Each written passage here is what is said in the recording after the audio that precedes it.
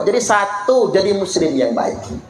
Jadi antara pengakuan kita dengan perilaku kita itu sejalan. Kalau dalam bahasa hadis begini, akmalul mu'minina imanan ahsanuhum khuluqa. Orang mukmin yang paling sempurna imannya adalah yang paling baik akhlaknya. Jadi kita sudah masuk kepada mukmin yang hak ini. Jadi mukmin yang sesungguhnya, muslim yang sesungguhnya kelihatan dari akhlaknya. Jadi orang mukmin yang hebat itu, yang baik itu, bukan karena jubahnya, bukan karena songkok pecinya, bukan karena imamahnya, halo, bukan karena jubahnya, tapi karena akhlaknya. Ngapunten Bu, walaupun jenengan pakai kerudung nyengser di tanah, tapi kalau suami masih ngelawan, belum solehah itu, belum solehah. Karena akhlak yang utama, bukan pakaian. Mukmin yang baik dilihat dari akhlaknya. Wa khiyarukum linisaihim khuluqa. Dan laki-laki terbaik itu kelihatan, ketoan. Dari mana? Dari cara dia memperlakukan istrinya. Nah ini keren ini. Mengapa kok kalimatnya istri, Pak? Kalau saya ramah kalih panjenengan wajar, karena saya penceramah. Penceramah nggak ramah, nggak diundang lagi. Ini kelihatan nanti kalau saya nggak pernah diundang lagi di Sinar Pasemah, sampai berarti enak sama saya. Itu ada hubungannya, Pak. Kalau seneng diundang lagi. Kemudian caleg ramah wajar, minta dicoblos. Karena ada maunya, caleg ramah ada maunya. Pedagang ramah wajar dagangan. Pedagang gak ramah gak laku. Tapi kalau bapak-bapak ramah sama ibu-ibu, itu luar biasa. Bu, bapak-bapak ini baik gak, Bu? Hebat ibu-ibu, pintar menutupi aib suaminya. Padahal pengen jawab jahat. Makanya bapak-bapak gunakan kata-kata yang indah, ya Umairah, wahai yang kemerah-merahan. Nabi itu kan kalau manggil Aisyah begitu. Ibu-ibu pernah dipanggil kemerah-merahan? Berborok. Malah laki zaman sekarang jujur, wahai coklat, wahai kuning, wahai ireng, sadis omongannya, kebul, masakanmu keasinan, mentang-mentang bininya gembrot, ngomongnya kayak gitu, teganian bapak-bapak tuh.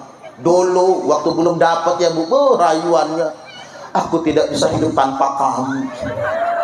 Cinta ditolak, dukun bertindak. Malah manjat pohon kelapa, the fly to the sky. Pengen terbang ke langit, nyungsep ke bawah, mati sekalian. Saking ngebetnya pengen dapat wanita pujaan hati, belahan jiwa. Tapi begitu sudah nikah, kasarnya bukan main. Kerjaan yang ngebentak. Ada yang kayak gitu? Cepat mati aja lah, susah amat ya Bu ya. Sekali-kali Gepa yang baik sama istri, mama di Sinar Pasemah, mama kan meriki, mama enten nopo papa, mama tasik membersihkan teletong papa. Iya dong, kan zaman sudah 2025 Bu, panggilan mama kita tinggalkan dulu sekarang. Pokoknya mama, papa, pipi, mimi pokoknya. Lenggah rien mama, ada apa papa?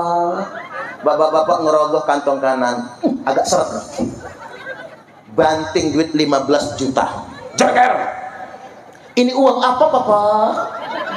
Ini duit belanja mama.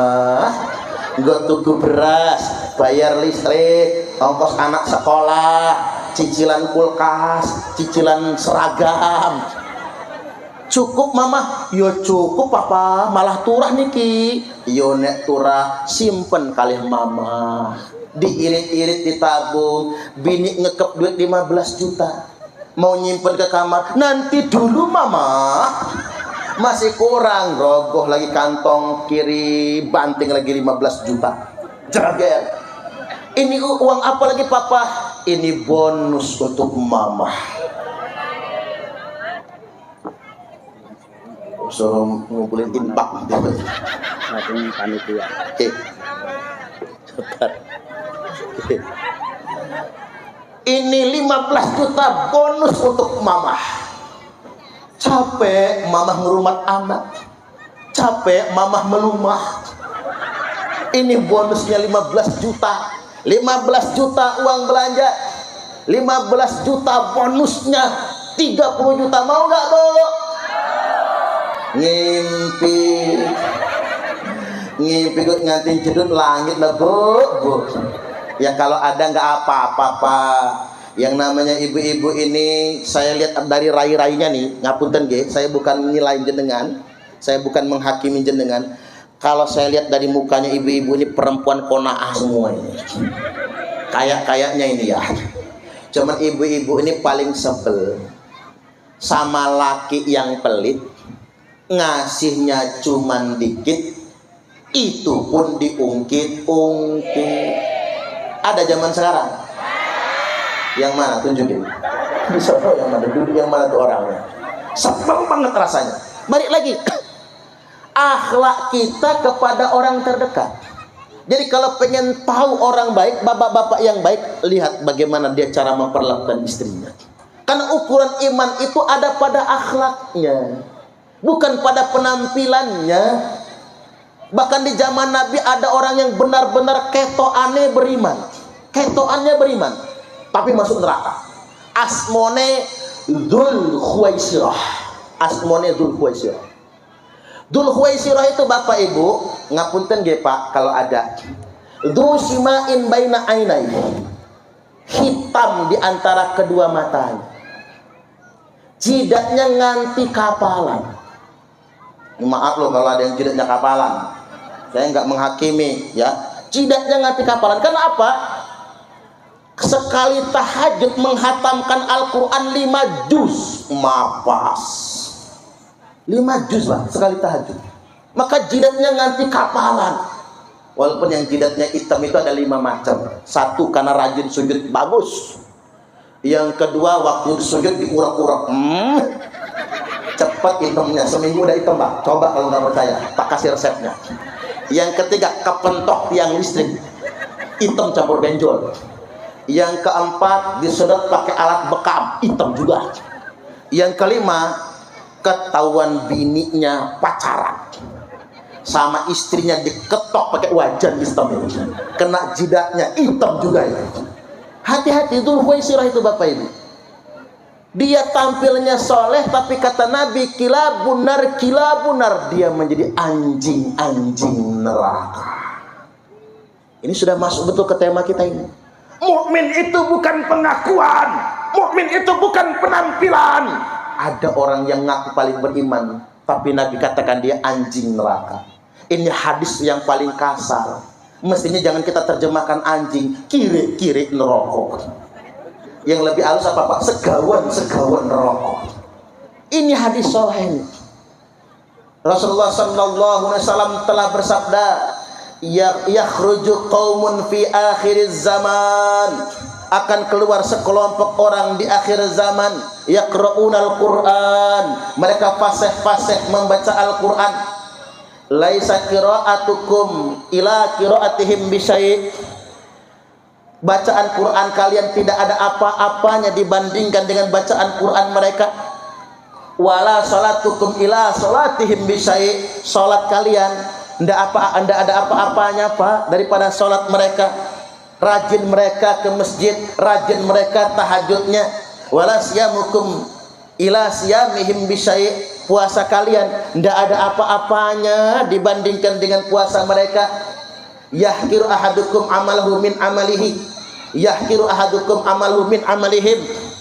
Salah seorang di antara kalian akan minder kalau membandingkan amalnya dengan amal mereka. Mereka ketoannya sangat bertakwa, ketoannya sangat soleh, tapi mengapa mereka dikatakan anjing neraka? Sebabnya sederhana, mereka merasa paling iman dewe, akhirnya mengkafirkan orang lain. Halo, rungokno bapak-bapak, ibu-ibu, Bahaya merasa paling mukmin, bahaya merasa paling beriman, apalagi sampai mengkafir-kafirkan orang.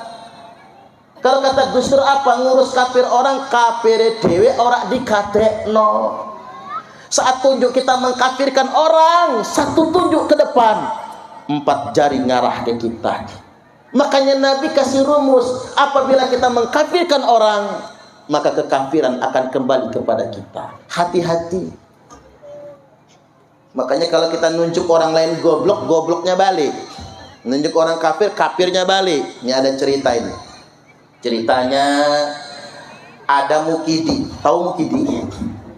Mukidi orang kampung. Maaf Pak kalau ada. Mukidi orang kampung main ke kota. Sampai di kota kaget Mukidi. Rumahnya gede-gede banget. Sedangkan di kampung rumahnya gede, keribik, cilik-cilik. Sampai di kota gede-gede.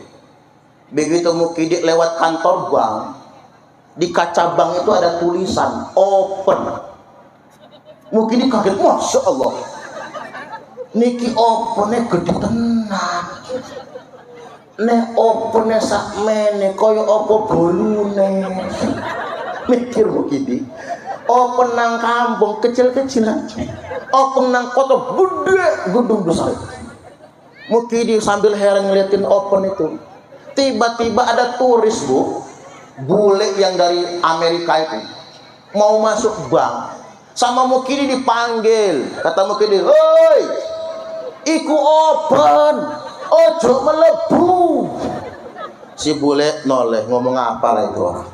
WhatsApp kata si bule, nggak ngerti dia. Masuk aja, ditungguin kata Mukidi. Dasar goblok kata Mukidi. Udah tahu open, masuk. Pas setengah jam keluar. Begitu keluar, yang keluar negro yang dari Afrika. Begitu keluar Mukidi panik, welah dalah mas, wis tak kandani mau gosong awakmu.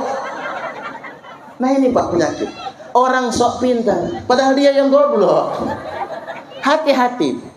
Nuduh orang lain kafir balik dewe. Ada tukang cukur, lagi ngukur rambut, dia ngomong sama yang dicukur, "Pak, tahu nggak? Kan tukang cukur hobi ngobrol. Tahu nggak Pak apa anak paling goblok di dunia? Lo siapa? Tuh di luar. Bejo namanya." Nggak bener Pak, Bejo kalau ada. Bejo namanya. Lo kok sampean gitu? Tahu dari mana Bejo paling goblok? Udah tak tes saban hari Pak, Bejo masih goblok. Emang kayak mana ngetesnya? Yuk hari ini kita tes. Karena belum dites, panggil, "Jo, sini." Bejo masuk. "Ada apa Mang?" kata Bejo. Sama tukang cukur dikasih uang 5.000 sama 1.000. "Milih Jo." Sama Bejo dipilih yang 1.000. Nah kan Pak, Bejo goblok. Ada yang 5.000 tapi pilih yang 1.000. Kata yang dicukur, bener juga nih tukang cukur ini. Ternyata emang goblok nih anak. Ada yang 5.000 tapi pilih yang 1.000. Selesai cukur rambut dia bayar, keluar. Ketemu Bejo tadi itu anak kecil tadi. "Jo, sini dulu." "Apa Om?" "Ini duit berapa Jo?" 5.000 Om." "Nah yang ini 1.000 Om." "Gede yang mana Jo?" "Yang gedean yang 5.000 lah Om." "Masuk gedean yang 1.000?" kata Bejo. "Nah itu kamu tahu. Ngapa kamu tadi di dalam sama mamang tukang cukur milih 1.000 bukan yang 5.000 aja?" Ketawa Bejo. "Oi Om, kalau itu mah, kalau saya pilih yang 5.000 berhenti mamang tukang cukur itu ngetesin saya. Tapi kalau saya pilih yang 1.000 tiap hari saya dites. Mending saya dapat 1.000 yang penting tiap hari daripada 5.000 tapi sekali." Kata yang dicukur, "Oh yang goblok bukan Bejo," kata dia. "Sing goblok tukang cukur." Nah ini penting Bapak Ibu. Karena kita ini di Indonesia dihadapkan dengan model-model keberagamaan. Orang yang sok paling islami, sok paling mukmin, sok paling benar, lalu mengkafir-kafirkan orang lain. Kami adalah Laskar Sabilillah, pecinta Wali Songo dan para anbiya, pewaris peradaban Islam di Nusantara hingga berkibar bangsa Indonesia.